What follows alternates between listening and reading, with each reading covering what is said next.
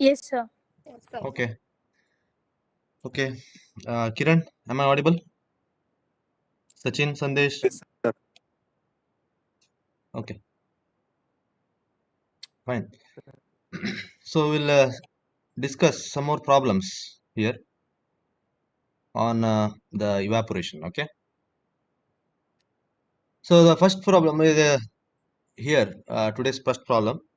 Let us discuss. In case of 1.5 meter dia circular pan, following observations are made from 8 a.m. to 6 p.m. Okay. The observations which were made during this experiment are: first one, quantity of water added to keep the water level constant, which is about 5 liters. Precipitation during the observation was about 10 mm, that is nothing but the rainfall. Leakage from the pan was about 2 liters. You have to utilize this data to find out the rate of evaporation from the pan. So that means first we have to calculate the evaporation, then using the uh, conversion, so we can able to express the evaporation rate in terms of mm per square meter per hour. This is uh, the precise unit for the evaporation. Okay, so let us discuss now. Just to focus here, diameter of the pan which is given, it is nothing but what, 150 centimeters, so which is a 1.5 meter as it is mentioned in the problem. So area of the pan we can calculate, because it's a cylindrical section. 5 by 4 into 1.5 square, okay, 5 by 4 d square, so this is nothing but what, 1.767 square meters. So this is nothing but what, the area of the pan. The next one is nothing but quantity of water received by the pan, so that we have to convert now. So area we know, area of the evaporation pan we know, the precipitation also we know now. Okay, so 1.767 into 10 to the power of mine, it is nothing but what, conversion. Okay, so 1.767 into 10 to the power of minus 3 into 10, so it is nothing but what, 10 mm precipitation. Okay, 10 mm precipitation, so there is nothing but 1.767 square meters into 10, the conversion from mm to meter square it is. Okay, mm to meter. Okay, 10 into 10 to the power of minus 3, so 0.017 cubic meters, so which is nothing but what, 17.67 liters. We have to multiply with 1000, okay, to convert this 17.67 liters. Now, the next one is nothing but evaporation from the pan. So, evaporation from the pan is nothing but what? Water added plus rainfall minus, there is additional factor we have to consider here is nothing but what? Leakage from the pan, which is nothing but 2 liters, okay. So, this is also we have to consider. This is nothing but loss. So, water added plus rainfall minus leakage we have to consider here to calculate the evaporation from the pan. So 17.67 liters plus 5 minus 2, so we will get 20.67 liters as the evaporation. Okay, total evaporation from that particular pan. So this is nothing but 20.67 liters. Now we have to calculate here rate of evaporation. Okay, rate of evaporation. So rate means nothing but what, per hour it will be.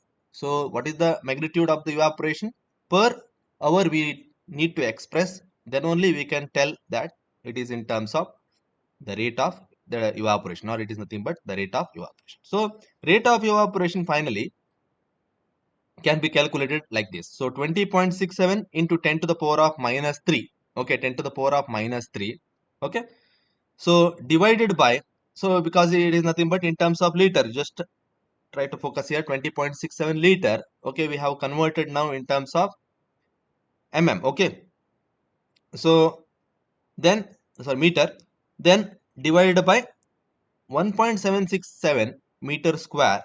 So that is nothing but the area of the pan, area of the pan which we have calculated here, 1.767 square meters into duration. So duration of observation is given as 8 a.m. to 6 p.m. in the evening. Okay, morning 8 a.m. to 6 p.m. So total 10 hours, okay, of observation. So into 10 in the denominator we have to write. So if you simplify further, the answer will be around 1.169 into 10 to the power of minus 3 meter per meter square per hour. So usually this magnitude of evaporation or the rate of evaporation usually expressed in terms of mm per square meters per hour. Okay. So 1.169, so which is nothing but mm, okay, per meter square per hour is nothing but the final value, which is nothing but the rate of evaporation. Okay. Understood, Chetana? Asif Alam, understood? Sir. Okay. Now you can copy the same thing on your notebook. Just finish it quickly.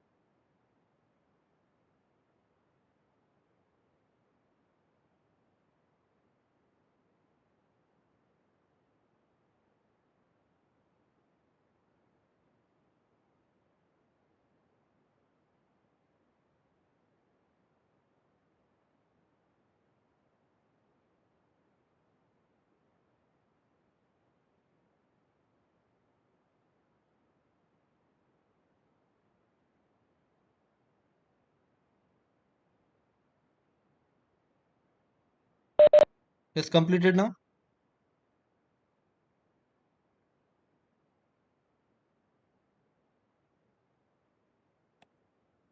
Jayant, completed or not? No, sir. Okay, completed. Finish it early. Vishwa,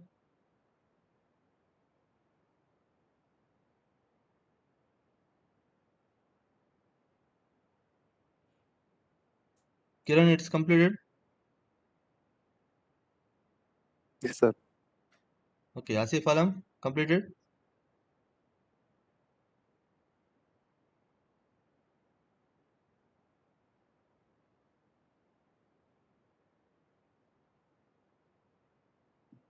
Akhtar Raza, Yes, sir. okay. We will proceed further. Okay. Chetana finished? Yes, sir. Okay. So the next one is nothing but what the empirical formula. Uh, Using these empirical formulae, so we can able to calculate the rate of evaporation. Okay, rate of evaporation. So given by various researchers. Okay, so the first empirical formula we need to focus here is nothing but Mayer's equation, and the second empirical formula we need to discuss here is nothing but Rohr's equation. Okay, using either these formulae, so we can able to calculate the rate of evaporation. Perhaps we will at the end. So there is a illustration. So by using the both methods, so we will calculate and we will see what is the variation in the rate of evaporation predicted from these two equations. Okay. So the first formula, you can copy the same thing. So Mayer's equation, which is given by E is equal to K into 1 plus 0.06215, V10 into ES minus EA, where E is nothing but rate of evaporation in mm per month. Okay, mm per month. ES is nothing but the saturation vapor pressure at the water surface temperature in mm of mercury corresponding to mean monthly temperature of air. Okay, saturation vapor pressure it is. EA is nothing but actual vapor pressure of overlying air in mm of mercury based on mean monthly temperature and relative humidity. Okay, these two values will be usually given in the problem, or we need to express the either one. ES will be given or EA will be given. Knowing the relative humidity, we can able to calculate the other parameter. Okay. So this is a V10. V10 is nothing but monthly wind velocity in kmph. So kilometer per hour at 10 meter above ground. So subscript 10 here indicates that it is the velocity of the wind which is measured at 10 meter above the ground. Okay. So K is nothing but a constant. Okay. Empirical constant. So the values of which is 15 for small shadow ponds and small shallow ponds, and 11 for large or deep water bodies. Okay, 11 for large or deep water bodies. If it is not given, so normally we will assume that the deep reservoir or deep water body, the for that K value will be 11 will be fixing. Okay, we will be using the value 11 here. Okay, if it is not given, usually assuming that it is a deep water body. Okay, another empirical equation, whether you have copied the Chaitana, Muhammad Islam, just copied. Jayant, Yes, sir. okay. So the second one is nothing but Roher's equation. So Roher's equation is given by E is equal to 0.771 into 1.465 minus 0.000732 Pa into 0.44 plus 0.07334 V, okay, into ES minus EA. So where E is again the rate of evaporation in mm per day. ES is nothing but saturation vapor pressure at the water surface temperature in mm of mercury corresponding to mean monthly temperature of air. EA is nothing but actual vapor pressure of overlying air in mm of mercury based on a relative monthly temperature and relative humidity. So the same thing, ES and EA here is also used.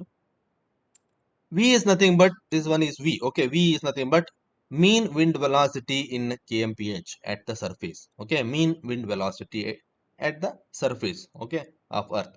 So PA is nothing but mean barometric reading. Barometric reading is nothing but it is a pressure, mean pressure, okay, in mm of mercury. This is this data will be given in the problem usually. Okay, so this is nothing but what the mean barometric reading in terms of mmHg. Okay, mm of Hg. So this is nothing but what the second formula to be used.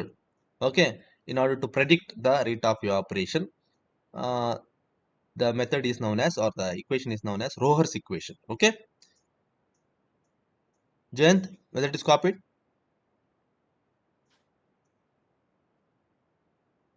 Yes, sir. Okay, Chaitana, Muhammad Islam, Sachin, Sir. Akhtar Raza, finished? Yes. Okay. So let us have one problem. Okay, we will try to understand so how these methods can be implemented in order to predict the rate of evaporation. Okay, so and what is the discrepancy in measured quantity of the rate of evaporation using these methods. Okay, so problem statement you can note down there. The following meteorological data, okay, uh, which is pertaining to a large reservoir with a watershed area, which is given here, is nothing but what?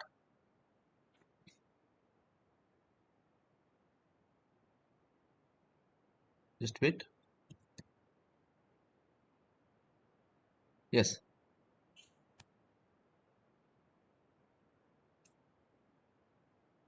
So watershed area, yeah, here 15 square kilometers. The data represents the average values for the day. Okay. Water temperature is given 24 degrees centigrade. Air temperature is mentioned 26 degrees centigrade. Atmospheric pressure is given 752 mm of mercury. Wind speed at 0.5 meter above ground level is also given 25.3 kmph.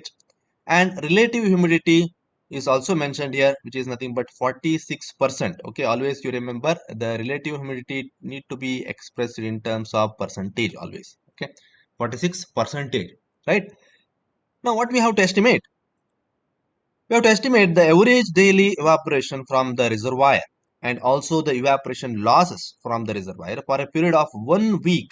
Okay, using different empirical formula. That means nothing but the Mears empirical formula and Rohr's empirical formula we are going to use. Okay, given that additional data. Okay, additional data are also given.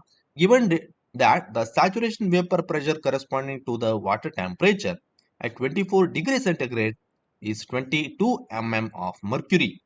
Okay, 22 mm of mercury, you can note down the same thing. And saturation vapor pressure corresponding to air temperature.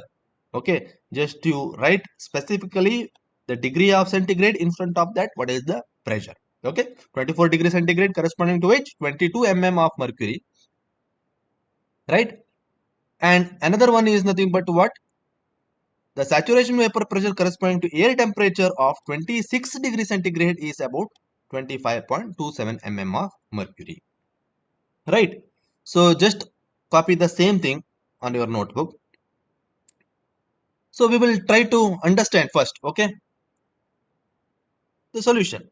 First we need to write the relative humidity formula. Okay, you know that relative humidity is the ratio of actual vapor pressure in air to the saturation vapor pressure at air temperature. So that is nothing but the saturation vapor pressure. Okay, so here 0.46, that is nothing but 46% of humidity is existing okay, in that particular condition or in that particular region. So 0.46 is equal to actual vapor pressure we need to find out, okay, EA, but saturation vapor pressure at air temperature is mentioned here. So there is nothing but what? 25.27 mm of mercury. Okay, so this in the denominator we have to write 25.27, okay, mm of mercury. So if you solve, EA value will be 11.62 mm of mercury, 11.62 mm of mercury. So this is the first finding, okay, we need to focus, okay, we need to obtain. So EA is equal to 11.62 mm of mercury.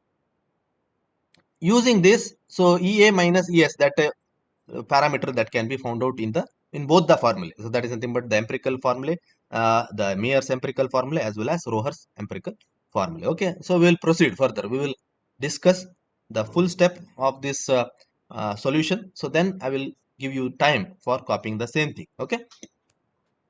So now first Mears formula if you are using, so this will be the equation. So E is equal to K into 1 plus 0.06215. You can observe the same thing on your notebook. Just now you have copied anyhow. So 215 into V10 into ES minus EA. Okay, ES minus EA. So now where E is nothing but the evaporation in mm per month. Okay, ES is nothing but saturation vapor pressure. Just now we have found out, I think, 22.43 mm. EA is nothing but the actual vapor pressure of overlying air in mm of mercury based on the mean monthly temperature and relative humidity 11.62 mm. Okay, just previously we have found out this one. Okay, V10 is nothing but monthly wind velocity in kmph at 10 meter above ground. So this we don't know. Okay, this we don't know. So it is standard required is nothing but what? The velocity of the wind above 10 meter level. Okay, from the ground. So that we have to calculate. So the other parameters which are given, K is nothing but 15 for shallow pond and 11 for deep pond.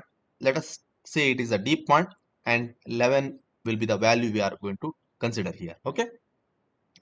So now we have to find out first what is the wind velocity above 10 meter level from the ground. Okay. So wind velocity at 0.5 meter ground level, we know 25.3 kmph, which is given in the problem. So there is one law called power law. Okay, power law. Wind velocity at 10 meter above ground level can be obtained using that. Okay, so power law says that V10 divided by V.5. Okay, So which value is known to us? V.5. The velocity of the wind above ground level, that is nothing but 0.5 meter above the ground level, we know. Okay, that we will consider. Okay, in the denominator, V10 we don't know. Okay, V10 divided by V.5 is equal to, right, 10. So corresponding values so of elevation we are going to write. So 10 meter divided by 0.5. Okay, to the power 0.15. This is the constant value. This will be the constant value in the power law. Okay, so if we solve this, V10 is equal to 39.65 kmph. Why? Because V.5 in this formula we are going to use, take 25.3. Okay, 25.3 is nothing but what? V.5 value.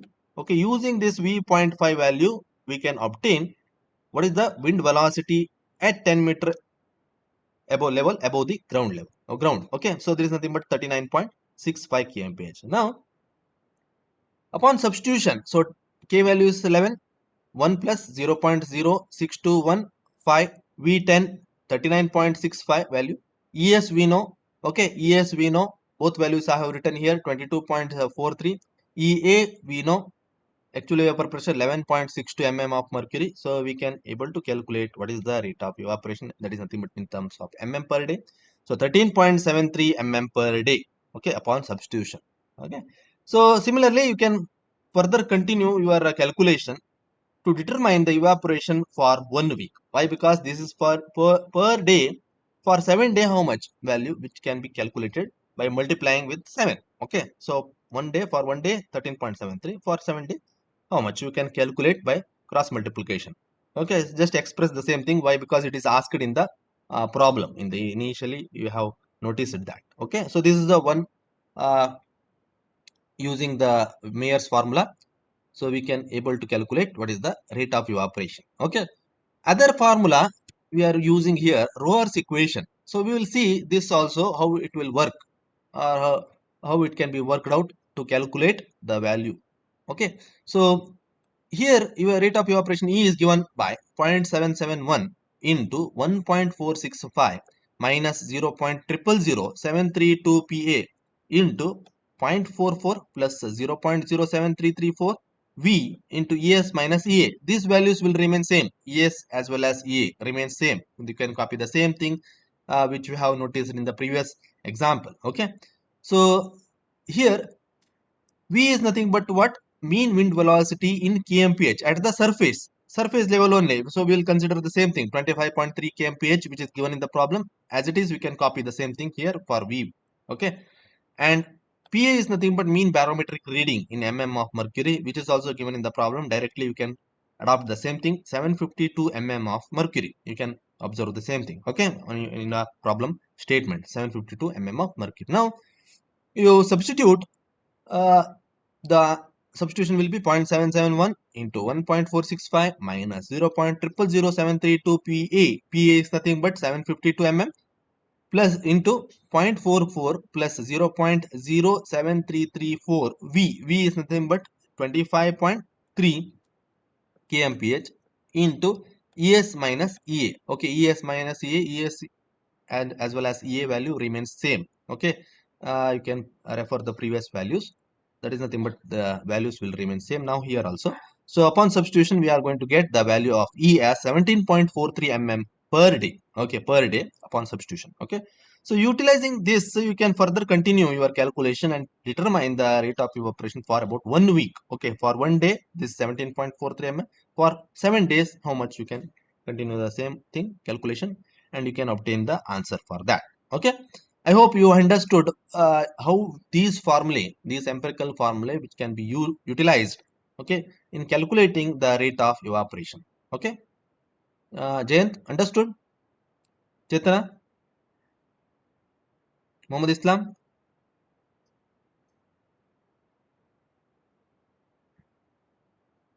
Yes, Kiran,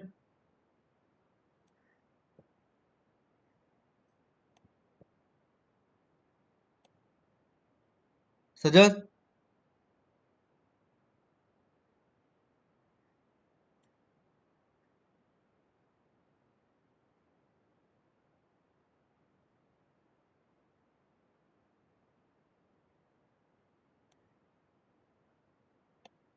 Can you hear me, Akhtar Raza?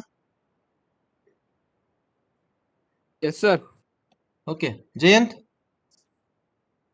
can you give some response? Chaitana? Sir. Okay. Now you can write the same thing on your notebook.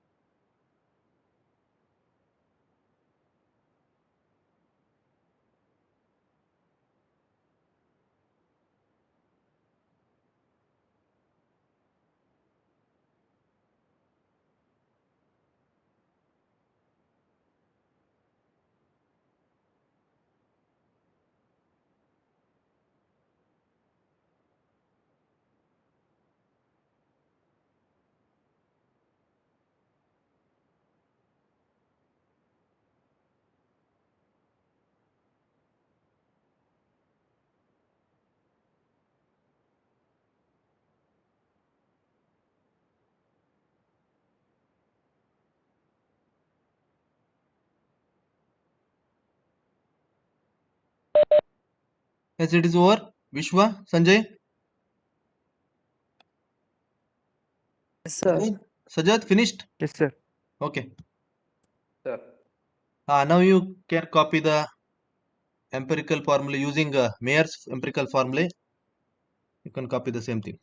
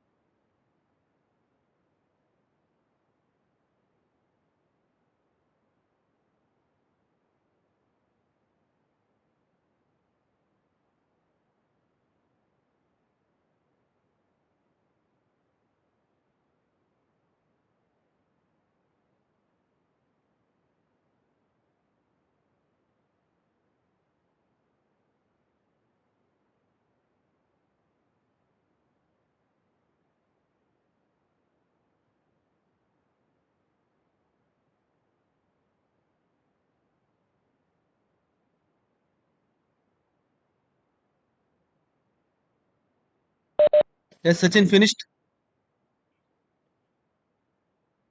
Jayant, Sandesh, Chetana, finish this part. Yes, sir. Okay.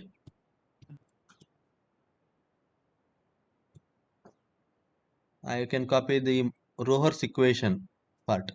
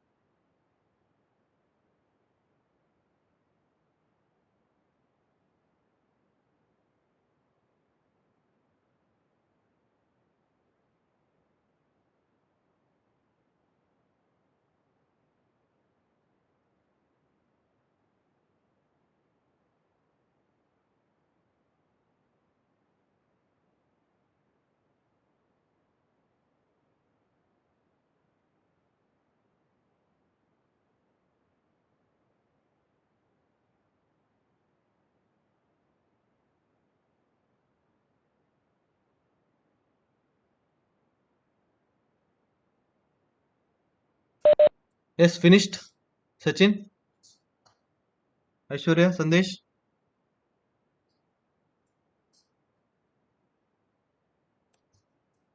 Kiran,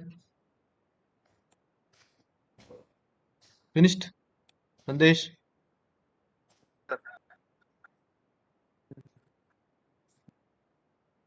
Chetana, finished. Yes, sir. Yes, sir. Okay. Everyone, just you use the parameters, these parameters, and try to substitute in the main equation and just to verify it. Okay. Do not copy the same thing. 17.43 mm per day upon substitution. Do not write that one. So just you show one step there you have substituted everything. So then ensure that the answer is coming around 17.43 mm per day only. As in the you can practice the same thing for the Mayer's equation also. Also, okay. So just practice it. Substitution you have to do, and at the end you have to write the final answer, and you can continue with your calculation of evaporation. For 1 week you can calculate. Okay. So this is all about the problems on the evaporation. So finally, we are going to discuss the last part in the evaporation. So control how of evaporation from the reservoir. Okay. So we have now understood the concept of evaporation and what are the factors governing the rate of evaporation. How the rate evaporation or the rate of evaporation can be measured with the help of the class A pan, okay, evaporation pan, and using these empirical formulae, that is nothing but Mayer's formulae as well as Roher's equation, how we can calculate the rate of evaporation also we have understood. Now we will focus on how to control this evaporation rate from the reservoir. Okay, this part. So the surface area reduction, because you know that the deeper the pond, the lesser the evaporation takes place. Why? Because the radiation or the energy which is required can't reach, okay, the bottom of this pond. So therefore the naturally the evaporation rate will be reduced. Okay. So we have to reduce the meandering length of the streams. Okay, meandering length of the streams in the sense the if you are reducing that one length, so running length, okay, uh, we can reduce the surface area. So that is nothing but what meandering length in the sense like this. Okay, stream. So rather we can if you have the canal and all, try to align the canal along the straight line. Okay, so that is nothing but what the one of the important Why? Because the flow cannot be restricted in that case. So the flow which can be taking place smoothly. Okay, so this is how we can do the preventive measure, or we can reduce the rate of evaporation. Okay, then selecting the dam site such that the ratio of surface area to storage is minimum. That means nothing but we have to go for more depth, okay, with lesser surface area. So this is the general thing we can do. Okay, then third one, storing the water underground, because as it is exposed readily, the evaporation takes place by absorbing the radiation, okay, from the sun. So we can store it in the underground. So then growing tall tree on windward side of reservoir. So there's nothing but what if the stream or the pond is there. So we can grow these tree or plantation so that they act as the wind barriers. Okay, barriers, so that the saturation wind cannot go away, so that the fresh air can come here. Some more absorption of water vapor can take. Understood? So this is the continuous process. So in order to avoid that one, we can have enough plantation or the trees, okay, trees on the windward side of the reservoir. Okay, then mechanical covers. Using the mechanical covers also, it is the we can control the rate of evaporation, like floating covers, wooden planks or sheets, plastic balls, okay, polyethylene sheets, or using the wind shields also. In okay, if you are not having the plantation, so wind shields can also be provided in that particular case to avoid the movement of the air, the saturated air. Okay, so we can restrict that one so that the evaporation also can be controlled. And finally, you having the some chemical agents, okay, using the some chemical agents as surface films. So the commonly used surface films are cetyl alcohol, okay, cetyl alcohol, known as hexadecanol, or stearyl alcohol, okay, known as octadecanol. Okay, so these chemical films, they cover the surface of the water, and they will not let the water molecules to escape freely, okay, as it is in the free surface condition. Okay, so that is nothing but what these are the some of the important control measures that can be used or that can be implemented in order to control the rate of evaporation from the reservoir. Okay, so this is all about the rate of evaporation. You can copy the same thing, certain points you can copy on your notebook.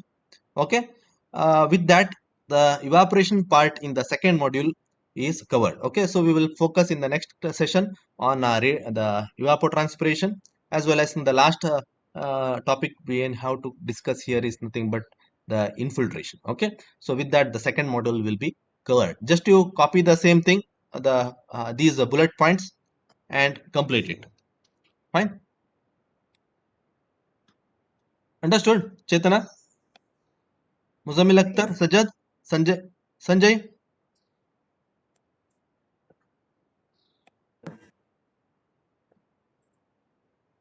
Okay, you can copy the same thing on your notebook. Finish it quickly.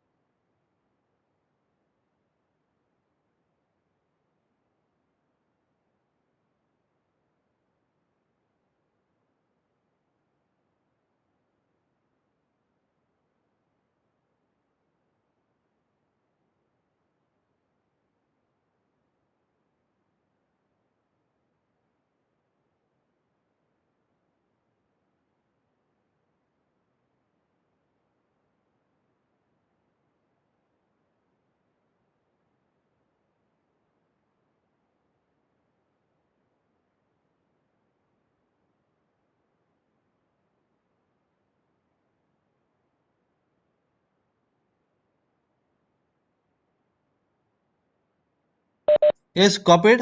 Sachin, Chetana, Sanjay, Kiran, Aishwarya, completed or not? Jayant? Yes, sir.